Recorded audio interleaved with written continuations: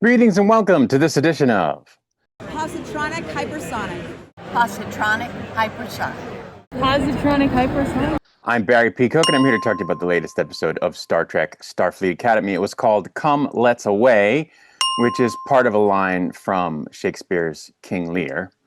As the episode starts, Caleb and Terima are alone together, sharing some very intimate time, practicing various docking maneuvers. And as their connection intensifies, they find themselves in Terima's safe space in her mind. But they're not there for long because Terima catches a glimpse into Caleb's mind and sees some of the more painful moments from his past, which Caleb naturally finds very jarring and about which he isn't pleased, causing them to have a bit of a spat, which is interrupted when Captain Ake calls her crew and the cadets of the War College to a meeting about a mission they're about to take on. The mission involves the USS Miyazaki, a ship that was destroyed sometime after the burn when it was trying out an experimental warp alternative that uses a singularity drive. The various cadets were going to go over in two integrated teams, one operating from the bridge of the ship and one operating in the bowels of the ship, trying to get its systems back online by cooperating. On the way over, Caleb has a little fun with the Vulcan War College cadet Baave by busting his chops, as it were, for reading a comic book about the heroes of the Miyazaki, which Caleb calls Federation propaganda, before he ends up getting life support going within 2 minutes. But soon the Miyazaki is surrounded by a dampening field, and the ship is boarded by alien creatures called Furies, who are apparently cannibals that demand a whole bunch of latinum in order not to start eating the cadets. Of course, some of the cadets do fight back against the Furies with the help of their accompanying instructor Tamov, only to himself end up being eaten by the Furies. On the bridge of the Miyazaki, though the cadets are locked in, they're still not safe because the Furies start cutting their way through the doors as Sam tries to use her abilities as a hologram to reboot the century-old computer. Back on the Athena, Admiral Vance shows up via holocommunications in order to warn Captain Ake that even if the aliens are paid off, there's no guarantee they won't still eat the kids. He says what they need to do is enlist the help of Nuss Braca, the villain played by Paul Giamatti from the series premiere, who apparently has learned a trick for how to deal with these Furies. Ake resists at first, but when she sees Tamov's body floating in space, having been ejected from the Miyazaki, she acquiesces. Nuss arrives, and after sampling all the ship's fine tequila and spouting some one-liners, he demands that the Federation stop supplying dilithium to a particular world so that he can continue gouging the locals there for travel through a wormhole that he controls, which the dilithium was allowing them to avoid doing. Vance signs off on the deal, and Nuss and Ake spend some quality time together, getting under each other's skin and into each other's heads. Part of that included Nuss giving Ake a hard time about how she lost her son on a mission, basically by sacrificing him to save other people. Meanwhile, Cadet Genesis busies herself with a plan to trick the cloaked Fury ship, while Terima is shocked to find out that her mind speak ability spontaneously reactivates, briefly connecting her to Caleb over on the Miyazaki, at which point she learns that he and the others are in crisis. She convinces Captain Ake that her link could be used to communicate with the crew over there, and Kelrek decides that she's right, that if they can communicate with the cadets, they can get them to restart the experimental singularity engine, which would negate the transporter jamming field that the Furies have put around the Miyazaki. Sam succeeds at reawakening the Miyazaki computer, but it still thinks it's in the middle of its last battle. So Baavi suggests that they show the computer the comic book, Tales from the Frontier, which is basically a historical record of what happened to the Miyazaki, and this allows the computer to digest the fact that the crisis it was still thinking that it was in had actually ended and the crew had died, so that it would accept the cadets as its new crew, meaning they could give the computer commands. Back in the Athena, Ake senses that Nuss is hiding something, so when he asks for a little bit of a sweetener on top of the deal he's already made, she finally gives him a piece of her mind, accusing him of being a coward who wants the Federation to take care of the Fury problem for him because he's tangled with them before, which again is why they're consulting him.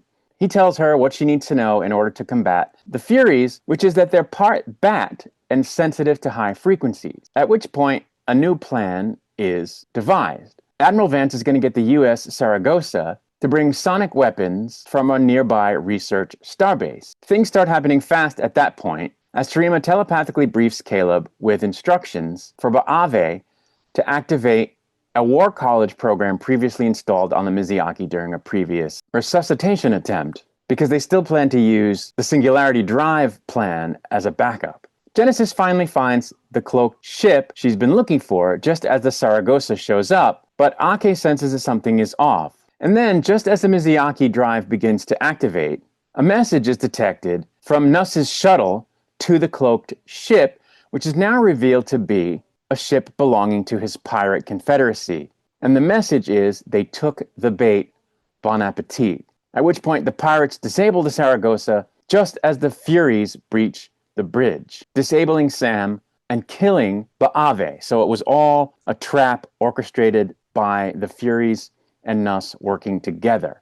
So Terima rips out her psychic inhibitor before telling Caleb that he isn't going to like what she does next, which is that she does a mind scream across space, killing all of the Furies who couldn't handle the high frequency of, I guess, her mind scream, and they all die. So the cadets are beamed to safety, and the pirates warp away. Vance then delivers a mission brief to Captain Ake, explaining that the whole thing was a ruse to draw the Saragossa away from the starbase so that the pirates could steal some unknown piece of dangerous classified tech on board the station. As the crew mourns their losses, Ake gets another message from Nuss, in which he says that he's had a terrible grudge against her for years. He also tells her that she hasn't seen the last of him and that he has a special gift for her, which is where the episode ended. So I actually liked this episode. I haven't liked the last couple very much, but I thought this was a solid episode. It didn't suffer from having an extreme amount of dumb in it, as the last couple of episodes did. It sort of harkened back to the first two episodes, which I thought were pretty good. It had an engaging plot, with some stakes and some action, which I'm not against more cerebral episodes or heartfelt episodes, but the last couple that they tried to do weren't that good. They're better at this type of episode, so I enjoyed it.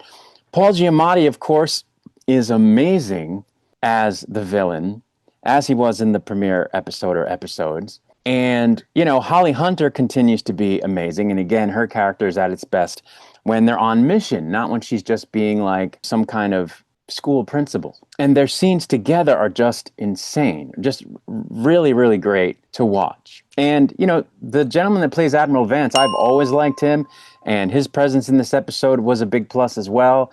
He's really good, and I like the character. And he's one of the few things I liked about Discovery, or one of the only things I liked about Discovery. I like him and Tig Notaro. I like Tilly. Hopefully we're going to see her this season. But anyway, so all of that stuff was good.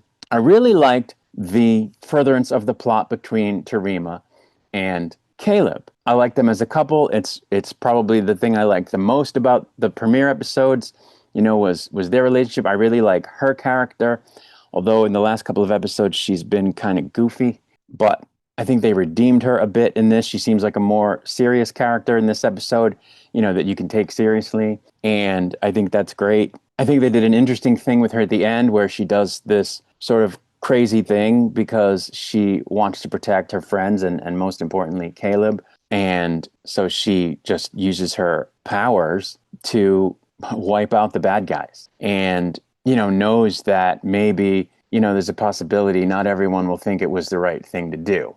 Although I wouldn't be one of those people. They were about to eat other people.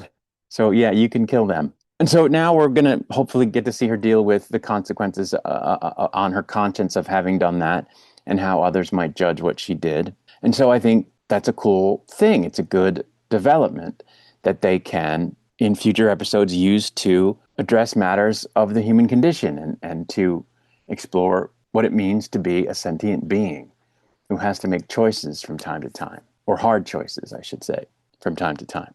So I liked all of that. The Sam character was on mission in this episode, not being a goofball. the teams from the different schools worked together. They ribbed each other a little bit at one point, but it wasn't this, sophomoric rivalry situation that was going on where they were being idiots to each other. They were on mission, they were trying to accomplish a goal, and then when it became life or death, there was no joking, there was no rivalry, there was just, let's all survive this. And I thought that was great. I thought that was the right way to go. I was actually bummed that they killed Ba'avi, which is funny because I haven't liked his character up to this point, but in this episode, he was normal. He acted like a normal officer. And that's what I want to see. I want to see these characters act like normal future officers. And when he died, by the way, he didn't just die, he sacrificed himself. I thought that was cool and a good moment for his character. And I thought it was cool that everybody's saddened by his death, even though, like I said, there was a rivalry. So I thought that all made sense, and that's what I would have wanted to see. So if they were going to kill him, I'm glad they went in the direction with it that they went, because they could have been stupid about it, and they weren't. They did it right. So they deserve credit for that. So I liked the episode. There wasn't a lot of stuff in it that was dumb. There weren't a lot of moments where the characters behaved in ways that were uncharacteristic of their positions. Everybody behaved normally. And so I thought it worked well. It was a good episode. And like I said, the acting was incredible on behalf of, the older leads. So I thought that was fantastic. And, they even included this thing at the end where, okay, well, what did they steal off the station, and what is this piece of technology, and what are we going to learn about that? So I thought all of that was good. Now, I do have some sort of random observations, some cool and some not cool, so I want to tell you about those. The first one I have is, my goodness, was the love scene at the beginning ever a bit raunchy for Star Trek? I mean, it was a full-on PG-13 bordering on R-rated love scene. There was even some quasi-nudity, and by that I mean they showed quite a bit of shade boob. And they kind of pushed the envelope with that a little bit on Enterprise. There were times where T'Pol was seen without a top on from the back or from the front, but doing this, and there may even have been some shade boob there, I don't recall. But it's something you rarely saw in Star Trek, and you certainly never saw two characters practicing their docking procedure, as it were, in the way you see them doing that in this episode. So I was quite taken aback by it for Star Trek. Totally enjoyed it, but totally taken aback by having that in Star Trek. And people are going to talk about it. And I think some people are going to be negative about it, which I think is unfortunate. But anyway, there was that. During this scene, or just after, I should say, during the Pillow Talk segment, there's an extended back and forth of dialogue about Deltans, which, of course, are the species that Lieutenant Ilia from Star Trek The Motion Picture belongs to, that we know very little about in canon. And so I thought that was cool, because they talked a little bit about some Deltan sort of rituals, and I thought it was all very interesting. One thing I didn't think was good was when Caleb calls the comic book Federation propaganda. Now, it's not that I mind that he sees it that way, because the Federation basically screwed him and his mother over. And when you have an entity like the Federation, the fact is not everybody loves it. And we've seen that throughout Star Trek. So for him to sort of look at that comic book and go, just Federation propaganda, makes sense, except that, now he's part of the Federation and he made that choice. So what does that say about him? That he, joined up and swore an oath and is behaving as though he's committed to this thing, but he sees it as a sort of non-legitimate entity at the same time, which is weird. And then he said it out loud in front of a teacher. So, a professor. So, yeah, I don't think that was a good writing choice. I don't think they should have put that in there for those reasons, because it doesn't make sense. And anyone who felt that way certainly wouldn't say it in front of a professor, I don't think. So I didn't care for that. I liked the Furies. I think they're a cool new alien species. They're terrifying. So that was, good on the writers for coming up with them. One thing I didn't like is, yet again, they used the word asshole in this episode. And I'm starting to think that's their favorite word. The writer's favorite word is asshole. They keep saying it. It's annoying. Other stuff that gets said in this episode I didn't like was that when Nuss comes on board, he says to Captain Aki, "Oh, hey, look, it's my space boo." Like, okay, I get it. That's funny, but the idea that someone in the 32nd century would use that terminology is just absurd, and it's out of place, and they shouldn't have done it. Then later, he says a couple of phrases that were awful. He says, "ball clenching, sphincter puckering, pain," to describe how the Furies feel all the time. And he says that the way they deal with that is by spooging all over other people. And it's like, really? Like, really? Those are words a 32nd century character would use? I just didn't like it. Another thing that gets said in this episode that I didn't like, by one character, I forget who, they say, "don't be a dick." Like, why? Anyway, one weird thing that I didn't understand was when they're showing the comic book to the computer on the Mizuyaki, the audience gets to see the pages. And on the pages, the Starfleet crew is wearing TOS uniforms, even though the events depicted in the comic only happened 100 years previously, which would be like 800 years after the TOS era, 900 years after the TOS era. So are we supposed to just take from that the uniforms went back to the TOS style for a period of time in that era? I mean, that would be cool, I guess, and not impossible, but they don't explain it. So it was a little weird to see. So there was that.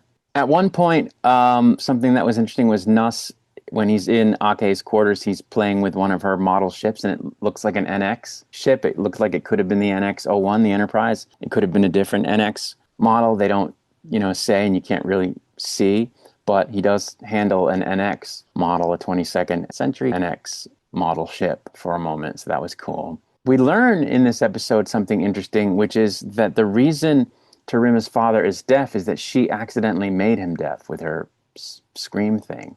She blew out his auditory cortex by accident. And so that's how that happened, which is, a tragic thing. So it was interesting that that's part of her character. The only other things that I didn't like about the episode would be that I'm not really buying that Nuss was able to figure out that the Academy was going to go to the Mizuyaki, and that if he put the Mizuyaki under threat and then told them how to beat the bad guys, they would then call in the ship that was guarding the space station that he wanted to get on. Like, at what point did it kind of coalesce in his head that sequence of events would play out? Like, maybe he knew they regularly went to the Mizuyaki because this wasn't the first time the cadets had gone there. I mean, these cadets, most of them, yes, but the Academy had used the Mizuyaki before, so he might have known that. But then how did he know that they would end up figuring out how to beat them with a sonic thing, or call on him to help them figure it out, and that they would then necessarily call the ship away from the space station as opposed to coming up with something else to take advantage of that weakness? So I don't buy that he would have come up with that plan, or that it would have worked if he did. So it was kind of contrived. And part of that is, why would Starfleet leave the station unguarded? If that was the only ship there, are they not smart enough to realize, hey, we can't send away the only ship that's here? And it's one of those things that makes you wonder, again, where's Discovery? Discovery can jump anywhere instantaneously. Why would it have to have even been a ship that was close? So, that's just one of the stupid leftovers from the abomination that was Discovery. You've got this basically Jesus ship, and you can't use it because then you would have to use it all the time and there would never be any stakes. But then if you don't use it, it's a glaring sort of plot hole. So it's just one of the great things that the Discovery era left us with, this stupidity.